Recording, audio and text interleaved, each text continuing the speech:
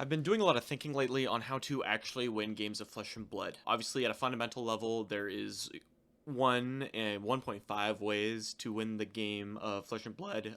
The first is Regicide. Only Arachne has that. So the second is bringing your opponent's life total to 0. However, if I attack my opponent with all my cards every turn, they can block with their cards. So it's actually kind of hard to bring my opponent's life total to 0. So in what ways can I bring my opponent's life total to 0 in Flesh and Blood? There's really only 3 ways to get around the problem of your opponent being able to block. First is offensive overlap. This is a concept where you present more damage than your opponent can possibly block. So if my attacks all attack for 16 every single turn, and my opponent can only block 12 every turn, I will deal 4 damage every turn, and eventually, over 10 turns, my opponent will die. The second way to get around the blocking problem in Flesh and Blood is through card efficiency. If I attack with a card that attacks for 6 and I pitch a blue, and my opponent blocks with 2 cards from their hand, I will have more cards in the end game in my deck than them over the course of the game, and I'll be able to win through inevitability. Then the third way to win by bringing my opponent's life total to 0 in Flesh and Blood is through evasion. If I present types of damage that are difficult to block, like arcane damage, or dominate, or attack reactions, or making my opponent discard, then I can make it so my opponent can't use their cards in hand to block, and I'll be able to kill them eventually over many turns. I've made this list of the heroes to show what decks are going to be interacting with the game and their opponents in what ways. This is something to kind of take with a grain of salt, but let's first talk about offensive overlap decks. They're able to present damage over blocks, and some of the most important offensive overlap cards are cards like Art of War, Lumina Ascension, and Arc Lightning. These are all cards that scale with the amount of cards in your hand. So Art of War deals more damage the more cards you have in hand, because if you play more attacks, you'll get more and more +1s. The same with Arc Lightning. And Lumina Ascension punishes your opponent for blocking, yes, but also means that if we get to charge first, we get to swing our weapon an additional time, which deals a bunch of damage. If we consistently present damage over blocks every single turn, that means that our opponent is eventually just going to die. Card efficiency. We want to attack the opponent's cards in deck. So mostly this is known as fatigue, but a lot of decks that are using card efficiency as their win con are not actually winning through fatigue in most games. They're oftentimes winning by presenting efficient attacks, and your opponent knows that they can't just block every attack or they'll fatigue, so they end up taking damage in the long run, and then playing out their cards, and then in the end game, the cards get even more efficient, because when your opponent's at 1 life, suddenly 1 damage is equal to a full card. Some cards that represent the card efficiency archetype is Count Your Blessings, Eradicate, and Anathos. These all attack your opponent's deck in different ways. Count Your Blessings is a way to block 6 if blue isn't banned without using 2 cards in deck. You're blocking 6 while only using 1 card in deck. Eradicate attacks your opponent's cards in deck directly by banishing them. And Anathos represents 4 cards for 0 cards in deck if you just pitch 1 blue. And if you present 4 damage using 0 cards in deck, your opponent will eventually get to a life total where they must block, and then eventually they'll die because they'll run out of cards to block with. Then the third, obviously, Evasion. Evasion presents unblockable damage, so some important cards in the Evasion archetype is Aether Wildfire, Germinate, and Singularity. And if you present damage your opponent can't block, they'll die. The win condition of your deck will affect every single decision you make throughout the game. Let's say we're playing a deck like Evasion, and over, a turn-to-turn basis, if I draw Singularity, most turns, blocking 3 with the Singularity will mean that I'm playing the most efficiently with my hand. However, in a lot of matchups, if you're playing Evasion and you don't actually play your Singularity, you cannot win the game. So you can't block with it despite it being the best value play over time. What this means is that your game plan can often trump turn-to-turn efficiency. Now, there are a bunch of decks, and especially in the history of Flesh and Blood, there are a bunch of decks where the game plan of the deck is efficiency, and you get to attack cards in deck and deal a bunch of damage. But overall, you should understand that your game plan is going to be a bigger factor in your decision making than just straight up turn to turn efficiency. And if there's ever a time where the value of two plays is close, you want to choose the one that fits your game plan more. Then knowing the game plan of your opponent's deck also allows you to pivot your game plan in certain situations. So if your opponent's blocked with specific cards, or if you have enough of a life lead, maybe you can pivot to a different game plan and try and beat your opponent that way. So let's talk about the game plan of the different archetypes of deck versus each other. Firstly, the offensive overlap deck versus the same offensive overlap deck. One example of this matchup would be Aurora versus Zen. These are both decks that look to play a bunch of damage at once and utilize combinations of cards in order to deal more damage than their opponent can block. If two offensive overlap decks are playing against each other, you want to look to play the most damage efficient hands because this is a race. You want to make sure you're using every number correctly in your hand so that you can get ahead of your opponent. You also want to make sure you're playing around your opponent's power cards. If your deck plays Disruption, you want to utilize that to try and disrupt your opponent's biggest turns. And then we want to also make sure we're going second so that we can take tempo. The fatigue doesn't matter at all, so we can utilize our entire hand on blocks the very first turn of the game, or for some other means. And then going second, we can deal as much damage as possible, and eventually, if we're dealing enough damage, the good player going second will be the one to bring their opponent to a life total where they're forced to block. So we want to make sure we get our opponent as low as possible so they have to block. Let's talk about offensive overlap decks versus card efficiency decks. So the prime example of this in the current meta is Zen versus Nu. When you're playing the offensive overlap deck in this matchup, you want to attempt to preserve as much damage in deck as possible. If you have a chance to pitch a card, you want to be pitching the one that deals the most damage. You want to be pitching the one that is going to be able to present hands where you can use all of your cards, right? You want to prioritize playing 5-card hands to push damage totals over how much your opponent can block. Your opponent can usually only block somewhere between 12 and 13 a hand. So if you keep a 5-card hand that deals something like 20 damage, you'll be dealing 8 damage over their blocks, and 5 turns of that means they're going to be dead. We also want to make sure we're using cards in their most card-efficient way. For example, E-Strike is a modal card, and it can attack for 5 go again, or 5 draw a card, but in these sorts of matchups, we may want to prioritize attacking for 7, because if cards in deck really matters, that E-Strike was really just 7 damage in your deck, instead of being 5. This applies to other cards too, like Levels of Enlightenment, and other types of modal cards. The third matchup for offensive overlap decks, offensive overlap versus evasion. Dash.io versus Kano is an example of this matchup. In this matchup, the offensive overlap deck will basically always be presenting damage faster than the evasion decks. So the only way to lose is if your opponent finds some combo in order to deal way more damage than you, or if they deal so much damage that you can't block and you brick hard enough that you just die. So we want to bring in tech cards that allow us to prevent unpreventable damage if possible. For example, bringing in Spell Void against Kano might be a good idea if you're an offensive overlap deck. Next, onto the card efficiency decks. Playing a card efficiency deck versus offensive overlap means that we want to block on our opponent's large turns.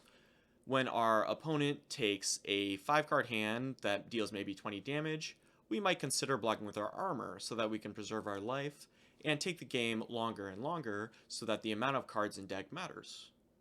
We also want to bring our opponent to a lower life total. If our opponent's at 1, our cards suddenly become way more efficient than they were before. And we also want to make sure we're utilizing Disruption to stop our opponents from playing 5-card hands. The way the offensive overlap deck is going to get around the card efficiency deck is by playing gigantic 5-card hands. But if you play Command & Conquer to stop their 5-card hand, well, they're not going to be able to use a card in their deck, which is advantageous for the card efficiency deck. And an example of this matchup would be Victor versus Zen. Let's talk about the card efficiency versus card efficiency matchup. Nu versus Victor would be an example of this matchup. We want to make sure we're prioritizing deck damage. So we want to play cards that have a higher value on the bottom left. we want to be playing out our Command and Conquers because they theoretically are going to be taking 2 cards from our opponent's hand for just 1 card from ours. We also want to be pitching into our weapon as much as possible. Attacking with a weapon represents 0 cards from deck, so it's obviously more efficient than playing out, just some regular card. Then we also want to prioritize the high value cards that we're playing. So cards like, News Bonds of Agony, Victor Goldmane's Goldmane Estates, things like that, where we can pump a bunch more damage than our deck might usually be able to. And then card efficiency versus evasion. An example of this matchup would be Ira versus Verdance. If you are the card efficiency deck, you want to make sure you're presenting as much damage as possible because efficient blocking doesn't matter. You're not going to be able to block with most of your cards anyways, even though you might want to. So we want to make sure we can use all of our cards on offense. We want to make sure we're also blocking when we can. For example, if our opponent sends an arcane spell at us and we have a blue in order to Arcane Barrier 3, we want to make sure we're using it so that further down the line, if I don't have an extra blue, I'm not forced to try and pitch a red in order to preserve just a little bit of life. Then we also want to make sure we're disrupting key cards. If I send a Command and Conquer on my opponent's Evasion deck's combo turn, we can take a lot less damage over the game. And then discussing evasion versus offensive overlap. Rhinar versus Zen is an example of this matchup. You'll normally deal less damage than your opponent, so you want to make sure you're playing around your power cards as much as possible. For Rhinar, this means we want to mostly block out until we can play a very large Bloodrush Bellows turn, because Bloodrush Bellows is really the only card in our deck that allows us to deal sufficient amount of damage to be able to raise Zen. We also want to make sure that we are attempting to side in disruptive effects and efficient cards like Sink Below. We just need as much numbers as possible to try and compete with the offensive overlap deck. Next is the evasion versus card efficiency decks. Teklevasan versus Kasai is an example of this matchup. We want to make sure that we're preserving important threats to dodge blocks. So in Teklevasan's case, we don't want to block with Singularity, but we also don't want to block with our cards that have overpower, our big attacks that are 3-for-9s. We also want to kind of wait around to assemble the correct combination of cards in order to win the game. So we want to put together all of our evos, and then play a Singularity eventually. Then evasion versus evasion. An example of this matchup is Kano versus Verdance. These matchups are mostly 2 ships in the night just crossing paths but never knowing that they're there. We want to make sure that we can block whenever possible, because most of the time you may or may not be able to utilize your 5-card hands efficiently, but you're definitely not going to be able to utilize them efficiently on blocks every turn. So you want to make sure you're blocking whenever possible. Here's some stipulations to the 3 ways to win in Flesh and Blood. Almost every deck in the game can win in all 3 different ways. This is less of a tier list or ranking and more of a Venn diagram. For example, during the Iron Song, playing Dawnblade can win in each of the 3 different ways. Dawnblade represents a high efficiency threat where we can pitch a card and swing for 3 every single turn, and oftentimes that's enough to win against our opponents who have less efficient cards in deck. Dawnblade can also rack up counters in order to deal way more damage than her opponent, which allows us to play an offensive overlap game. And lastly, the reactions of the deck allow us to play an evasion game. Sideboard cards can also affect game plans tremendously. So think about cards like Sink Blow, Null Rune, etc., cards like that. They can allow us to block against evasion decks. Or think about Aurora, who sides into the Flicker Wisp combo in certain matchups. She turns into more of an evasion deck because you simply just can't block 2 Arcane from every single source. And the best decks in the game will almost always be able to attack their opponents at every axis. For example, Zen is one of the best decks right now, and he is very easily able to attack all 3 of these axes. He has Cosmic Awakening so that he has the most efficient cards in his deck. He has Chase the Tail so that he can play the highest damage turns. And he also has Evasion in that many of his cards attack for 2 and 1, which means they're very difficult to block. So putting all of this together, what does this mean for our game plan? We want to make sure that we're playing to our game plan. You want to know your deck's win con, and this win con should color deck building. For example, if your deck is an offensive overlap deck that's looking to attack over your opponent's blocks, maybe consider not running Sink Below in your deck. You should also note that your deck's win con should color your decision making in each turn. If you're playing an offensive overlap deck, you should consider not blocking as much because you need to make sure that you're pushing damage over your opponent's blocks. Then we want to think about whether our opponent is playing the way that they should, and how we can take advantage of that. For example, if our new opponent is taking a little more damage than maybe you think they should, maybe we can just say no blocks, take the disruption, and still play more efficient turns as far as damage goes than them, because their cards aren't really meant to deal as much damage as most other decks. And how can our deck's win con affect our ability to pivot? Well, we want to check to see when our opponent blocks with their most important cards. For example, if I'm playing Nu versus Zen, and we randomly banish all 3 of our opponent's Cosmic Awakenings, we can just start blocking out way more, because eventually Zen is going to run out of cards in their deck. They'll eventually get to 8 Chi, and we can start banishing them with Mask and with our other on-hits. If my Kano opponent has blocked with all of their Aether Wildfires in deck, then I don't have to worry as much about the damage that I won't be able to block. So I can more freely attack with all my cards in hand every turn. And thirdly, if my opponent blocks with their Mask of Recurring Nightmare, I know that they're not going to have an inevitable game plan against me. So I can afford to use my cards a little more usefully and maybe block a little bit more, because my opponent won't have an inevitable game plan. You should always be thinking if your opponent has taken more damage than they should have. If your opponent's taking a bunch of damage, and they're a deck that really should be blocking more damage because they're the more efficient deck in the endgame, well, maybe you can afford to block. Or maybe you can afford to keep all your cards and try and push your opponent to a low life total, where suddenly your cards are more efficient than theirs. Because if your opponent's at 1, and you attack for 4, that 1 card, 4, is really worth 2 of your opponent's. And maybe you've drawn particularly well that game. If I'm playing Aurora, and I've drawn Arc Lightning Flicker Wisp, and I'm suddenly, 20 damage over my opposing Nu, well, maybe I can afford to block a little bit more, because I'm just going to send efficient threats throughout the game, and if my opponent blocks 9 on all of my turns for 8, well, they're not going to be able to deal enough damage to me to kill me over the course of the game. Or maybe you're pushing your opponent to a life total where they will be required to block in awkward ways. Ira's the expert at this. If you are taking a more aggressive stance as Ira than she usually does, it's because you're pushing your opponent to a life total where Kodachis are both going to represent 1 card from hand. So you get to attack for Kodachi for 1 and Kodachi for 2, and your opponent will lose 2 cards.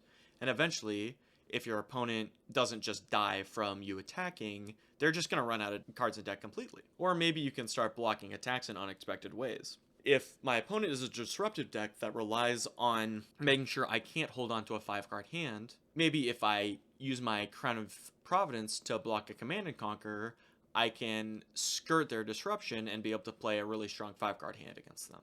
Hopefully you understand win cons in Flesh and Blood a little more. Let me know in the comments if you have any questions about the different win cons in Flesh and Blood, or maybe the win con for your deck, and please like and subscribe.